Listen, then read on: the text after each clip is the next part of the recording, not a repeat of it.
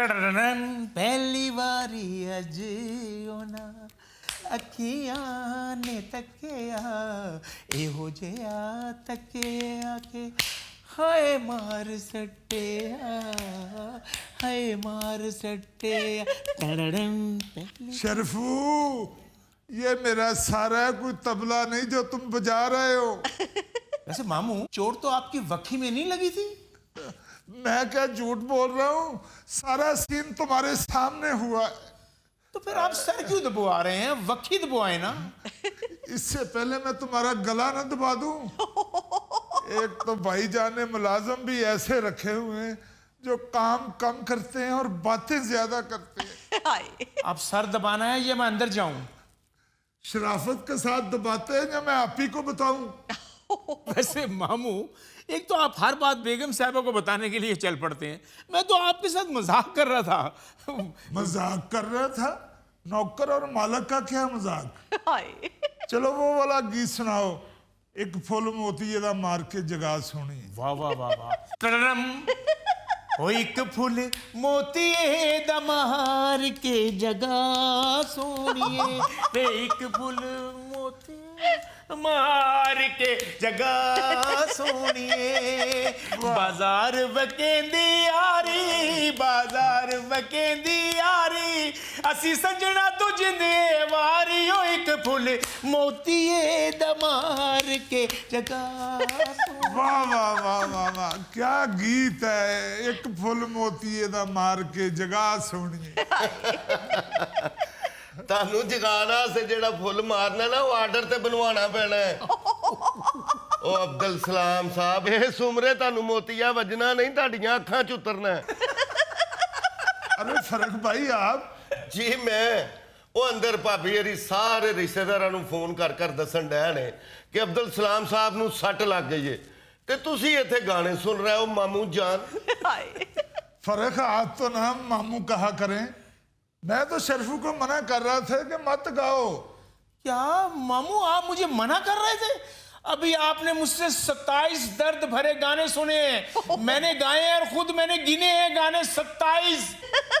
अभी तो मामू मुझे कह रहे थे मुझे वो वाला गाना सुनाओ। ईद का दिन है गले हमको लगा कर मिलिए, रस्म दुनिया भी है मौका भी है दस्तूर। गाने छड्डो अब्दुल सलाम साहब, तुसी हुण ओ गाना सुनिया करो, मुरझाए हुए फूलों की कसम इस देश में फिर ना आऊंगा।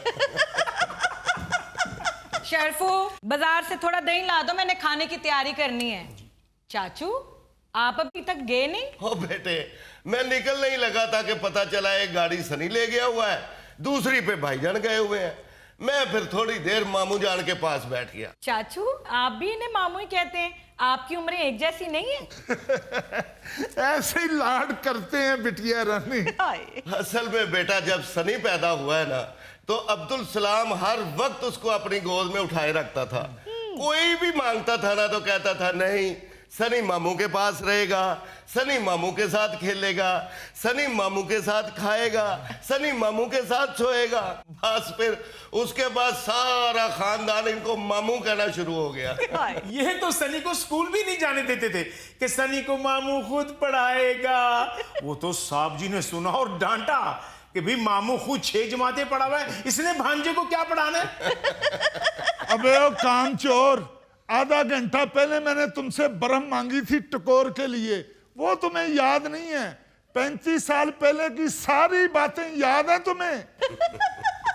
तुम लोगों को मैं आवाजें मार मार के थक गई हूँ और तुम सब लोग यहाँ टिके हुए हो हैं? फर्क, तुम तो चले नहीं गए थे अपने ससुराल? वो असल में सुबह से घर में गाड़ी नहीं है ना, इसलिए रुके हुए हैं। तुमसे किसी ने पूछा?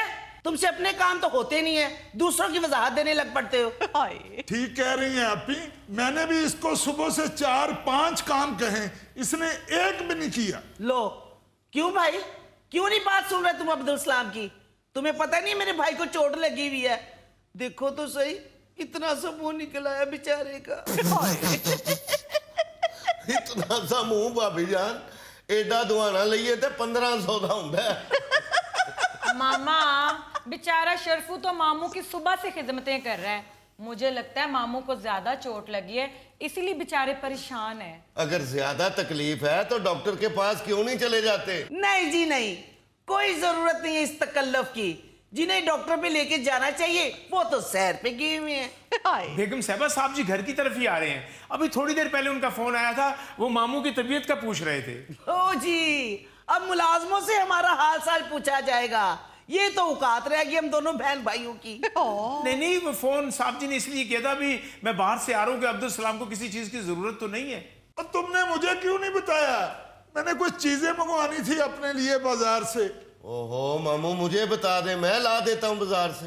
हाँ, मैं ला देता हूँ। घर के मालिक घर नहीं है तो दूसरे मालिक बने बैठे हैं। बीबी, तुम्हें खाना बनाने के लिए कहा था, बनाया कि बाहर से मंगवाना पड़ेगा? हाँ भाई अब्दुल सलाम, क्या हाल है भाई तुम्हारी चांपों का? मेरा मतलब है क्या हाल है तुम्हारी पसलियों का? कोई दर्द कम हुआ कि नहीं? अब्दुल सलाम को पसलियों का तो शायद ना पता हो, अलबत्ता चांपों का जरूर पता हो। और इसकी ख्वाहिश है कि चांपों के ऊपर कोई मरहम ना मली जाए बल्कि पूदने की चटनी मली जाए।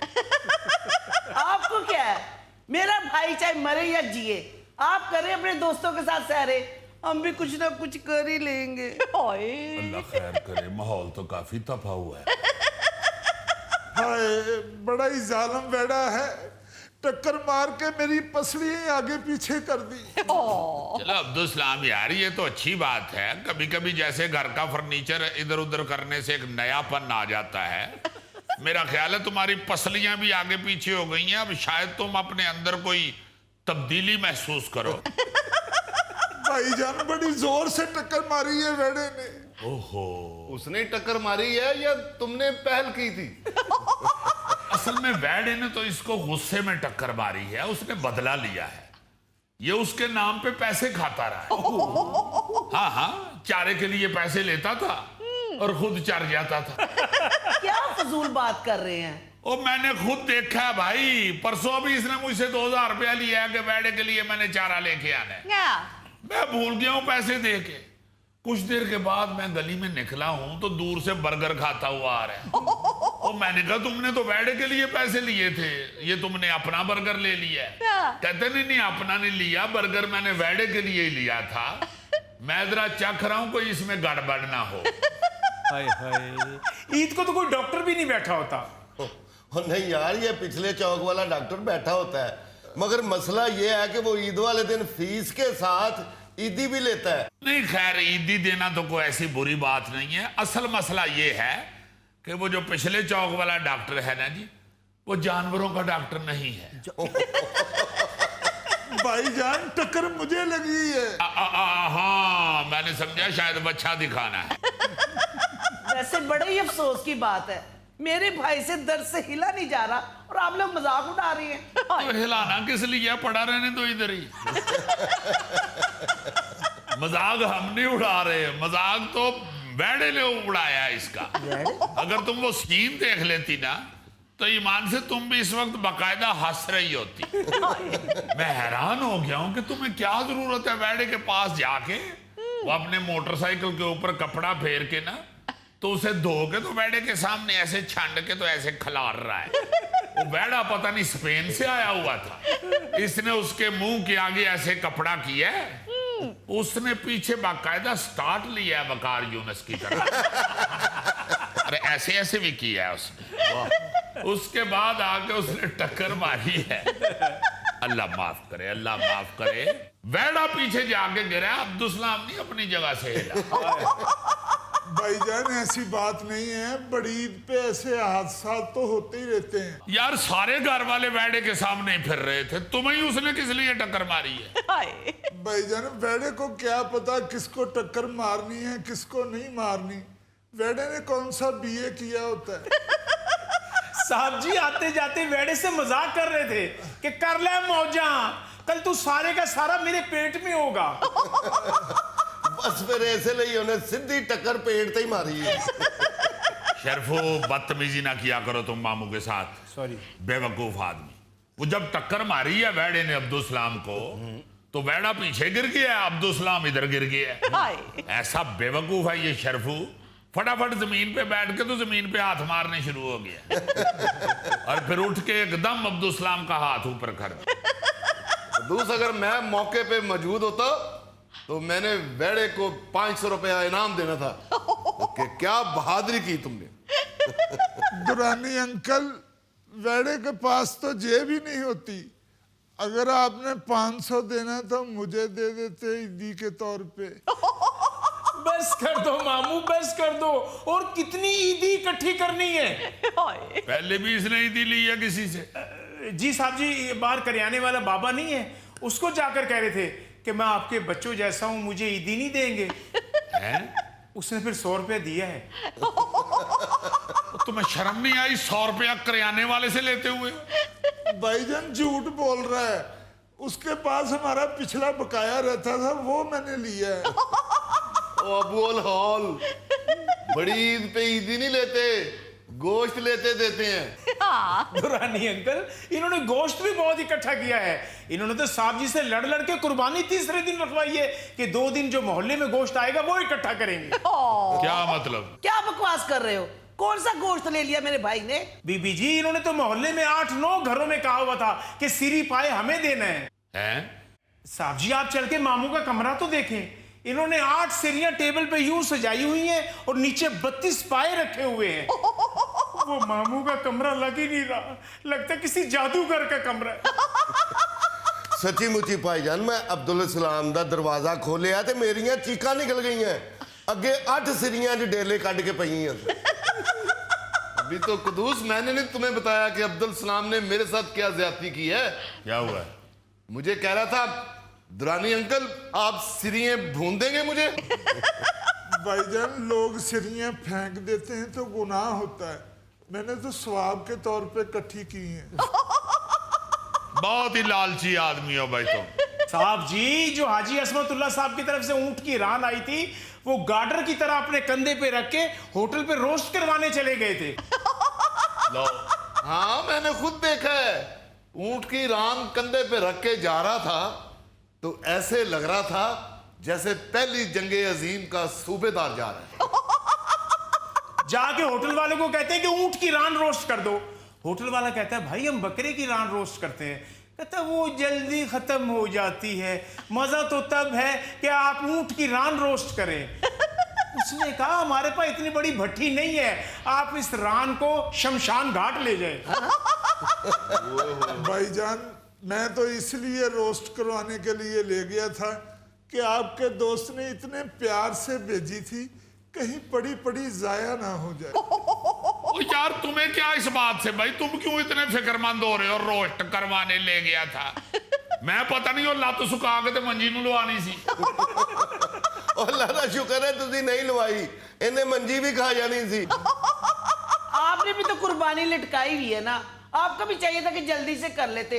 आपने अब कह दी तीसरे दिन कुर्बानी करेंगे। ये भी आपके भाई साहब का कारनामा है, इन्हीं का वो वाकफ है कसाई।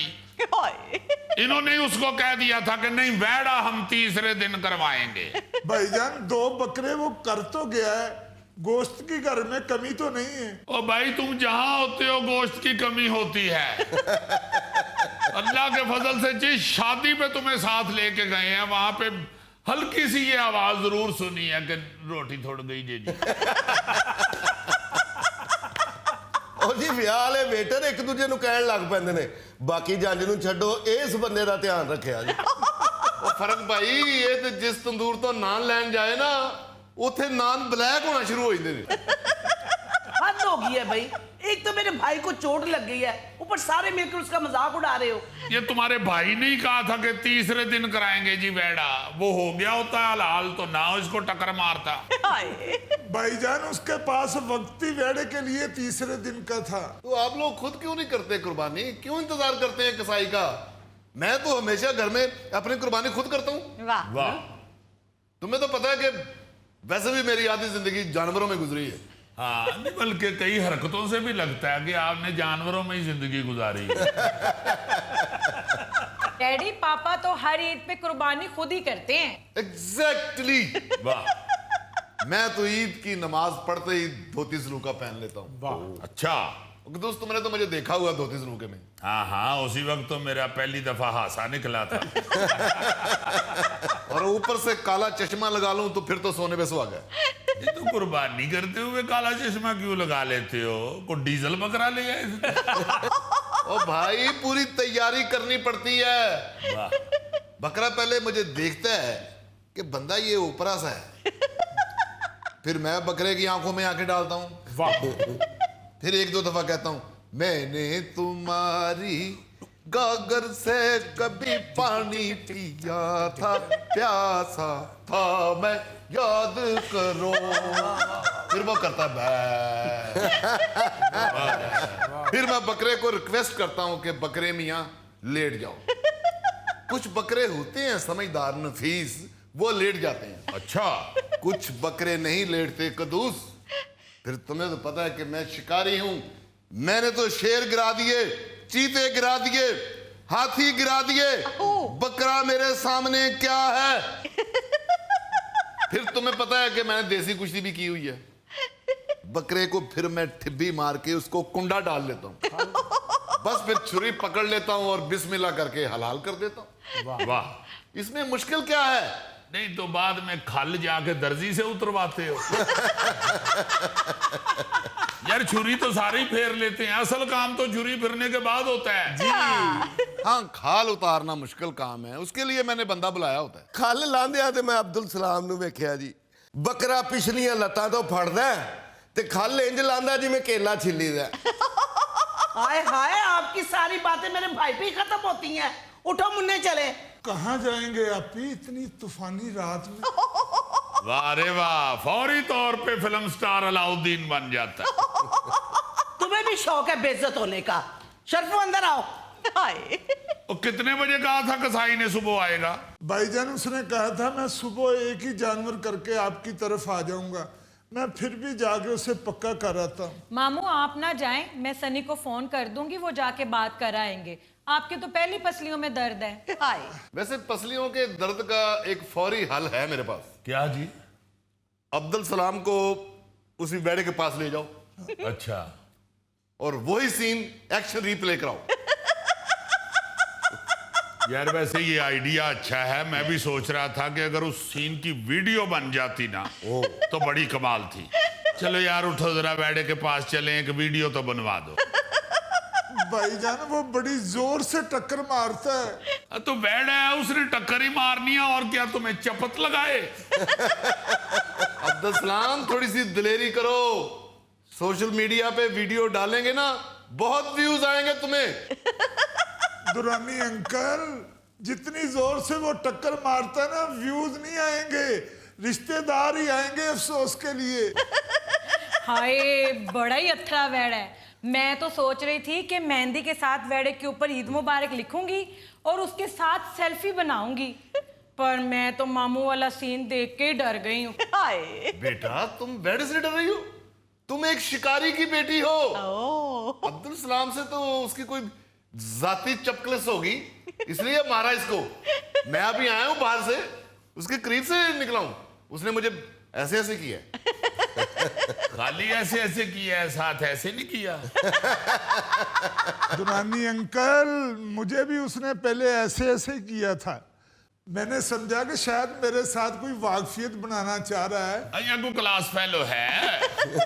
अब भाईजान होता है कि शायद मैंने समझा कि कोई मेरा पुराना वाकफ है।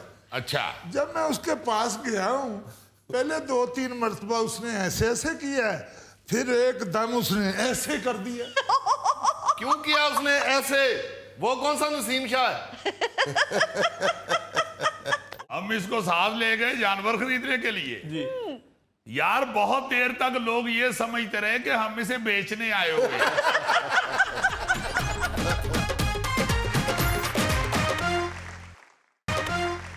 मैं कहता हूं जी कि आदत ही बदल गई है।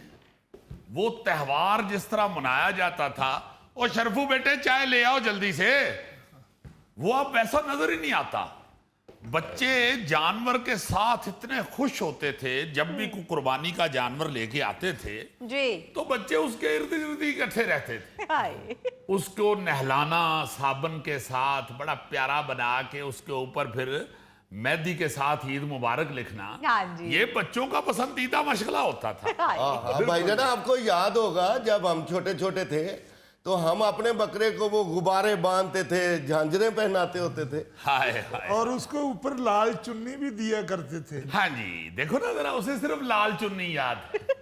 लाल चुन्नी बेशक बकरे पे दी हो, बेशक रस्सी पे लटकाई हो, उसके पास खड़े होकर बातें करनी शुरू कर देता है। यार मैंने बताया ना कि हमारे घर जितने जानवर आए ना, किसी के घर नहीं आए होंगे। अच्छा, आपके घर जानवर आते थे? मैंने तो सुना है आप मदरसे के जानवर में हिस्सा डालते थे। कदूस, मैं शिकारी हूं। तुम्हें तो मालूम है कि ईद के अलावा भी मेरी जिंदगी फुल ऑफ एनिमल्स रही है। भाईजान की जिंदगी में जो जानवर आया है आपके सारे जानवरों से भारी है। बहुत शौक होता था लोगों को कुर्बानी का, जानवर सजाने का। साहब जी, बाज लोगों को तो अभी भी शौक है। ये मामू मुझे कह रहे थे कि अपने बकरों को ब्यूटी पार्लर का चक्कर ना लगवाएं। बेचारा तो इसलिए कह रहा था कि इसके अपने सर पे तो ब्यूटी पार्लर वाली कोई चीज है ही नहीं। हाय, चलो बकरों पे शौक पूरा कर ले। शरफू जी। अगर तुम शिकारी होते ना तो दूसरे शिकार पे ही तुम्हें शेर ने खाया ना था। अच्छा, जब मेरी नई नई शादी हुई तो मुझे अब्दुल सलाम की आदतों का पता नहीं था। हाँ। ये मौसूफ जहेज में साथ आ चुके थे। हाय। मैं बड़ा हैरान हुआ, जो ईद आई मैं बकरा लेके आया तो ये बकरे को लेके एक ब्यूटी पार्लर में चला गया और उसे जाके कहता है जी इसकी कमांडो कटिंग कर दो। यार, इसने उसकी अजीब सी कटिंग करवा दी। छतरा नहीं जो होता बड़े बालों वाला, जिसे लेला भी कहते हैं। हाँ यस। हाँ, उसकी कटिंग करवा के ले आया अजीब सी। हाय। फिर मुझे बताए बगैर बाजार से एक डार्क ब्राउन लिपस्टिक लेके आया। अच्छा।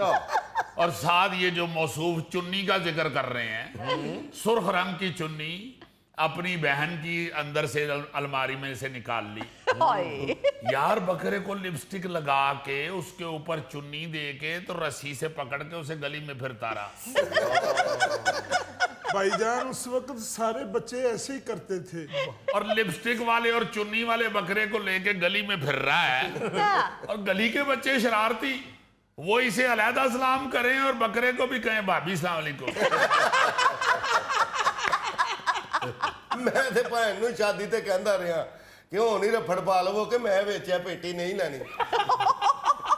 असल मजा तो तब आया था कदूस जब तुम्हारी शादी के 2 साल बाद अब्दुल सलाम को मंडी लेके गए थे जानवर खरीदने के लिए। वो भी एक अजीब दास्तान थी जी। अच्छा जी। हाँ, हम इसको साथ ले गए जानवर खरीदने के लिए जी। यार, बहुत देर तक लोग ये समझते रहे कि हम इसे बेचने आए हुए। जो व्यापारी मत्थे लगे हमारे जानवर का रेट पूछने से पहले ही कह दे कि बाबूजी ऐसा की लेना जी। भाईजान एक ही आदमी ने कहा था, वो भी मजाक से।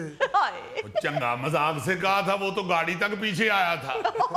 बल्कि जब गाड़ी में बैठ गए थे उस वक्त भी वो कह रहा था कि भाई जी मैनू घर दा पलिया चाहिए, दे दियो। बातें करते रहेंगे कि अब्दुल सलाम के लिए कोई दवाई दारू का भी कुछ करेंगे, फिर रात को वो दर्द से शोर मचाएगा तो मुझे ना कहना। अभी आप फिक्र ना करें, अब्दुल सलाम की ही खिदमत हो रही है। हाँ दोस्त, मैं तो जब ईद के बाद जंगल जाता हूँ जी, तो कुर्बानी की सारी चीजें बची हुई साथ ले जाता हूँ। आंतड़ियां, चीचड़े, सब कुछ शापर में डालकर जंगल ले जाता हूँ। लो, हो गई शुरू तुम्हारे बाप की स्टोरियां। हाय। नहीं तो क्यों ले जाते हो? वहां जंगल में कोई ढाबा खोला हुआ है? नो नो, मैं जानवरों से बिजनेस नहीं करता। वाह, फ्री ऑफ कास्ट उनको खिला देता हूँ। क्या गए? 2 फायदे होते हैं उसके कदूस, 2। अच्छा, एक तो जानवर खुश हो जाते हैं, एक हमारा मोहल्ला साफ हो जाता है। वाह। बहुत अच्छे। ये तो मैं समझता हूं कि सफाई जो है ना जी, वो वैसे ही निस्फ़ ईमान है। हाँ जी। ये हर बंदे को जरूर सोचना चाहिए। ये जो हम कुर्बानी की इस तरह की फालतू चीजें जानवर की बाहर फेंक देते हैं, जी। जिसे हम वेस्टेज कह सकते हैं, उससे बड़ी बीमारियां फैलती हैं। बिल्कुल। वहां अगर पड़ी रहे, वैसे तो अब शुक्र है हुकूमत का इस तरफ ध्यान है, सफाई अब नजर आती है। हाँ जी। मगर अभी भी कुछ इलाके ऐसे हैं जहां पे लोग बाहर फेंक देते हैं ये सारी चीजें, और उससे बीमारियां बन जाती हैं यार। बहुत जरूरी है जी सफाई। सफाई तो इतनी जरूरी है फर्क साहब कि जब मैं शिकार पे जाता हूं तो ग्लव्स पहन के जाता हूं, वाह रे वाह। और मोटे ग्लव्स पहन के जाता हूं। ओ, कुछ शेर के पीछे खड़े होके विकेट कीपिंग करते हैं जी। तो यार मेरे यार जरासीमों से बचता हूं मैं। गुड। मैं तो शिकार के बाद सैनिटाइजर भी इस्तेमाल करता हूं, और सारे जानवरों को इकट्ठे करके कहता हूं कि रोजाना टूथब्रश किया करो। दुरानी अंकल, मेरा दिमाग तो उधर ही फंसा हुआ है। ये जो आप छिछड़े वगैरह इकट्ठे करके जंगल में ले जाते हैं, तो क्या शेर छिछड़े खा लेते हैं? वैसे तो मेरे हाथ से वो जहर भी खा लेगा, लेकिन मैं किसी को मजबूर नहीं करता। वैसे भी शेर खुद शिकार करके खाता है। ये जो मैं चीजें लेके जाता हूँ जंगल में कुदूस, ये तो छोटे जानवरों के लिए, कोई लकड़बग्गा हो गया, कोई गीदड़ हो गया, चीले भी खा ले तो मुझे कोई इतराज नहीं। नहीं जी, बड़ा मुश्किल है सारी बरादरी को खुश रखना। अब मेरा कहने का मतलब ये है अपना दुरानी, कि तुम्हारी इस हरकत से शेर को भी सहूलत मिल जाती है। लगड़बग्गे उसका शिकार नहीं छीन के खाते। हाँ, शेर को इतराज होता है क्या कि मेरे शरीकों को ये डिलीवरी की सहूलत क्यों दे रहा है। क्योंकि शेर और लगड़बग्गे का ईंट कुत्ते का वैर है। अगर शेर ਨੂੰ पता लग गया ना कि तू ਉਹਨੂੰ ਕੁੱਤਾ ਕਹਿ ਰਹੇ हैं तो उन्हें तेन छड़ना तो नहीं। सॉरी सॉरी सॉरी, शेर को मैंने ईंट कहा है, कुत्ता मैंने लगड़बग्गे को कहा। यार अच्छी शिकारी हो, घर बैठे बैठे शेर के नाम से डर गए। डरता नहीं हूं मैं शेर से, उससे मेरे रिलेशन है। अच्छा, वो भी मेरा बड़ा ख्याल करता है। गुड। मुझे अच्छी तरह याद है, एक दफा मैं कुर्बानी का जानवर खरीद नहीं सका, अच्छा, तो पिंकी ने रोना शुरू कर दिया, पापा पापा बकरा लाए, पापा बकरा लाए। मैं बड़ा अफसुदा होकर जंगल में चला गया। अच्छा, वहां एक दरख्त के नीचे बैठ गया। अच्छा, लो जी, मैं परेशान बैठा था कि लोमड़ ने अचानक मुझे देख लिया। अच्छा। उसकी खुद तो जरूरत नहीं पड़ी मेरे पास आने की। सुना है लोमड़ों की आपस में दुश्मनी होती है। नहीं नहीं, उसे पता है कि शेर के साथ मेरे रिलेशन है। वो भागा गया शेर के पास। उसने कहा, बादशाह सलामत, आपका दोस्त, आपका जानने वाला दुरानी दरख्त के नीचे बड़ा परेशान बैठा है। शेर को भी परेशानी हुई। शेर ने जंगल के डॉक्टर को पकड़ा, रीछ को, और साथ लेके आ गया। रीछ ने मुझे चेक किया अच्छी तरह, ब्लड प्रेशर चेक किया, शुगर चेक की। उसने कहा, भी आप तो बिल्कुल ठीक है, मुकम्मल ठीक है, परेशानी क्या है। अच्छा, शेर ने मुझे फिर पूछा, अच्छा, क्योंकि रीछ ने नहीं पूछा, वो तो अपनी फीस लेके निकल गया था। शेर ने कहा, भी क्या बात है, मुझे तो बताओ, मैं तुम्हारा दर्दमंद हूं, बताओ क्या हुआ। मैंने उससे कहा, मेरी बेटी बड़ी परेशान है, मैं कुर्बानी का जानवर नहीं खरीद सका। शेर एकदम मुड़ा और उसने दौड़ लगा दी। मैंने पीछे से कहा, ओ नैशा, ओ और कुछ नहीं तो मैंने हौसला ही दे जा। शेर एकदम मुड़ा और मेरी आंखों में आंखें डालकर कहने लगा, ओ 2 मिनट सब्र कर ला, तेरी केड़ी फ्लैट लेट होने लगी है। वाह जी वाह, शेर झुकते भी करता है? झुकते नहीं करता, शेर एक सीरियस पर्सनैलिटी है। जी जी, उन्हें 2-3 नावल भी लिखे। तो दूसरा शेर मुझे देखकर और दौड़ गया, भाग गया। अच्छा, मैंने कहा सब छोड़ गए, मैं फिर अफसरदा होकर वहीं बैठ गया। कुछ देर बाद शेर आया, मुझे दूर से नजर आया, और उसके मुंह में हिरन थी, और वो लाके उसने मेरे कदमों में फेंक दी। उसने कहा, दुरानी जाओ ले जाओ, अपनी बेटी को दे दो ये हिरन। तो मैंने कहा, ओ यार, हम बकरे की कुर्बानी करते हैं, ऊंट की कुर्बानी करते हैं, वेड़ा हलाल करते हैं। असल में शेर को पता नहीं, वो मुसलमान नहीं होता ना। अस्सलाम वालेकुम जी। वालेकुम सलाम जनाब। ईद मुबारक जनाब। खैर मुबारक। खैर मुबारक। आए जी, इरफान तेरा भाई, बेटा। बैठे प्लीज। बैठो। कैसे हो इरफान?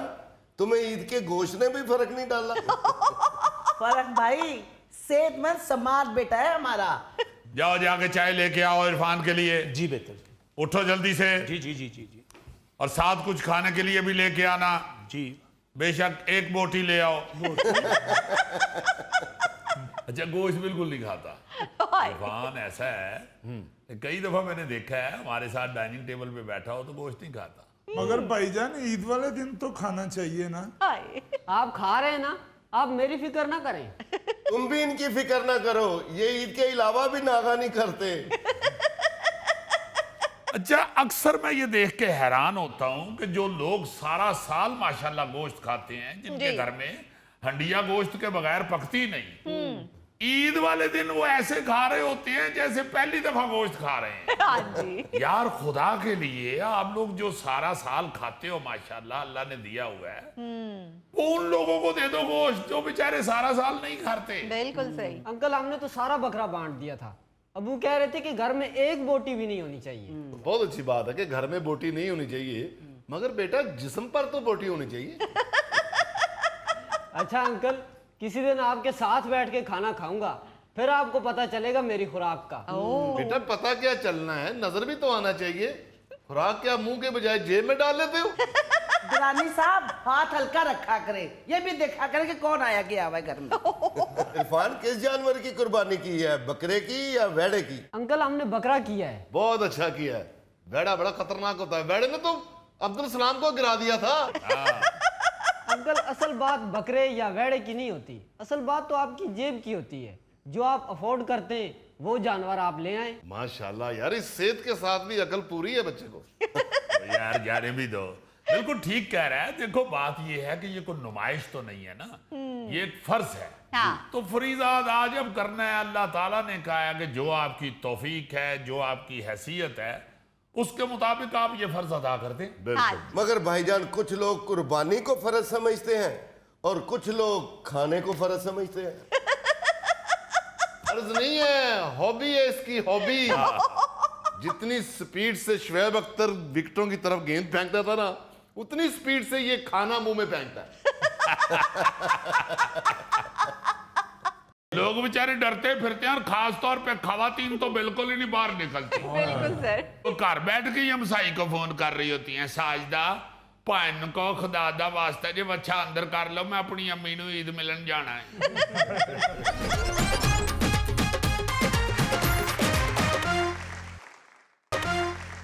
नाजरीन, आपको दुनिया टीवी की तरफ से और हस्बे हाल की टीम की तरफ से ईद का दूसरा दिन भी बहुत बहुत मुबारक हो।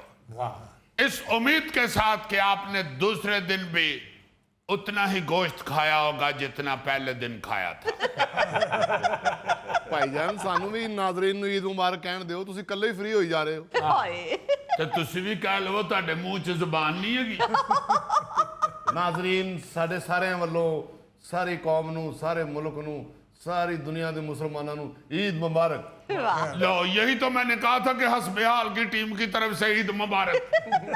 चलो तुसी भी कर ली, असी भी कर ली। अच्छा जी, आज चूंकि ईद उल ज़ुहा यानी कुर्बानी वाली ईद का दूसरा दिन गुजरा है जी, और अभी कल भी कुर्बानियां होनी है, हाँ जी, इसलिए मैं कुछ ऐसे मामलात का जिक्र करना चाहता हूं जिन्हें देखकर बंदा ये कह सकता है बंदा बन यार। यानी ईद पर कुछ काम ऐसे होते हैं जो दूसरे लोगों के लिए तकलीफ देह होते हैं, वाह जी, लेकिन हर साल बाकायदगी से दोहराए जरूर जाते हैं।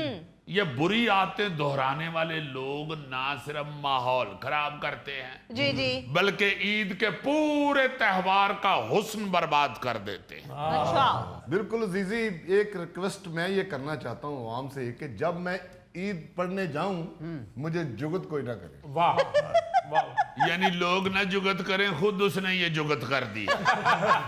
ये बजाते खुद एक जुगत है कि तुम्हें कोई जुगत ना करे। या तो है ना तुम्हारा नाम सरताज अजीज है, या तुम्हें शेख हफीज कहा जाता है, या तुम्हें मोहल्ले में शौकत तरीन कहते हैं। तुम तो खुद कहते हो कि आखिर लोग हमारा चेहरा ही तो देखते हैं। तो जब लोग तुम्हारा चेहरा देखते हैं तो फिर जुगत ना करें। अच्छा यार चलो अपनी बात करो यार। अच्छा जी, सबसे पहली आदत तो यह है कि ईद से 10 दिन पहले ही लोग जानवर खरीद कर गलियों में बांध लेते हैं। हाँ जी। भाई अगर आपके पास अपने अंदर या अपने किसी चारदीवारी के अंदर जगह नहीं है, स्पेस नहीं। हाँ जी, तो आप किस लिए जानवर खरीद के तो गलियों में बांध लेते हैं। बिल्कुल सही। खास तौर पे ये जो बच्चे बैठे होते हैं, ओए, ओए, ओए। ये जब बांध लेते हैं तो वहां पे गुजरना मुश्किल हो जाता है। हाँ जी सर, लोग बेचारे डरते फिरते हैं, और खास तौर पे खवातीन तो बिल्कुल ही नहीं बाहर निकलती। बिल्कुल सर। वो घर बैठ के ही हमसाई को फोन कर रही होती हैं, साजदा भैन को खुदा दा वास्ता जे बच्चा अंदर कर लो, मैं अपनी अम्मी नू ईद मिलन जाना है। भाई खुदा के लिए इस बात को समझ जाएं कि रास्ता रोकना गुनाह है। हाँ जी, रास्ता रोकना हमारे मजहब के अंदर गुनाह है। वैसे तो अब जो नई सोसाइटियां बनी है ना जी, कई पुरानियों में भी जी जी, लोगों ने ऐसी जगहें छोड़ी हुई हैं जहां पे आप जानवर बांध भी बांध सकते हैं या कुर्बानी भी कर सकते हैं। हाँ जी, हाँ जी, बिल्कुल। मगर ज्यादातर जो है ना जी, वो गली ची हलाल भी करन डे होंदे ने ते जानवर बनन भी डे होंदे ने। इसलिए जो बंदा अपना बच्चा गली में बांधता है ना, उससे मैं दरखास्त करूंगा, बंदा बन यार। अब मेरा मतलब है आपको अपना जानवर बांधने के लिए कोई मुनासिब बंदोबस्त करना चाहिए। सही बात है। भाई पुराने शहर या जो कस्बे हैं वहां तो गलियां ही इतनी तंग तंग होती हैं तो उसमें या जानवर खड़ा हो सकता है या लोग गुजर सकते हैं। हाँ जी, मजबूरन बुजुर्गों को, खवातीन को और बच्चों को दूसरे रास्ते से जाना पड़ता है। बेचारे राह लबदे फिरते ने कि किधर न जाइए। हाँ जी, बिल्कुल। अगर ये कहें कि भाई ये जानवर को अपने दरवाजे के आगे टाइट करके बांध लें तो ऊपर से कहना शुरू कर देते हैं भाई चंद दिनों का तो ये मेहमान है, भाई मेहमान है तो फिर मैं अंदर जाके बेड के उत्ते लिटा देना। वाह वाह गोगे, बहुत अच्छा मशवरा दिया है माशाल्लाह। जितना चौड़ा तुम्हारा बेड होगा उसके ऊपर तो 3-4 बच्चे बज जाते होंगे।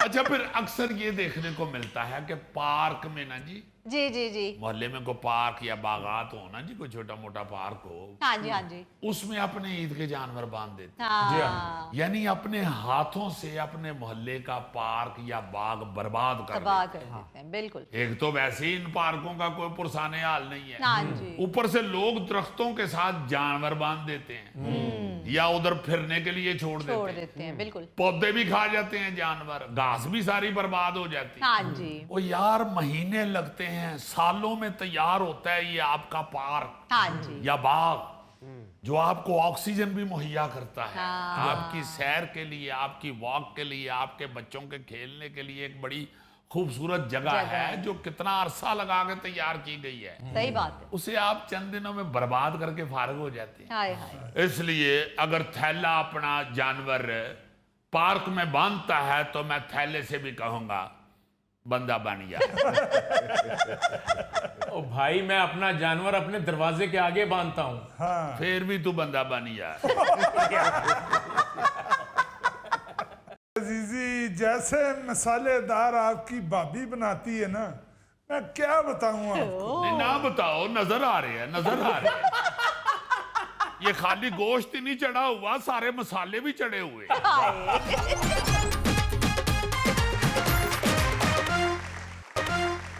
अच्छा जी, ये चूंकि ईद कुर्बान के दिन गुजर रहे हैं जी, इसलिए मैं एक बड़े अहम मौजू पर रोशनी डालनी चाहता हूं। पालो जी रोशनी पालो, ਜਿਹੜੇ ਅਸੀਂ ਚੌਂਸੇ ਚੁੱਪਣੇ ਤੁਸੀਂ ਵੀ ਚੋਪ ਲਓ।